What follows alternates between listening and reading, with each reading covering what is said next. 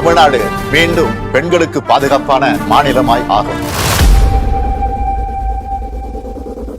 பெண்களுக்கு எதிரான குற்றங்கள் இரும்பு கரம் கொண்டு தடுக்கப்படும். சென்னையில் நேற்று இரவு அண்ணா பல்கலைக்கழக வளாகத்தில் மாணவிக்கு பாலியல் சீண்டல். சென்னை அண்ணா பல்கலைக்கழக வளாகத்தில் மாணவி பாலியல் வன்கொடுமை என அதிர்ச்சி புகாரானது வெளியாகி இருக்கிறது.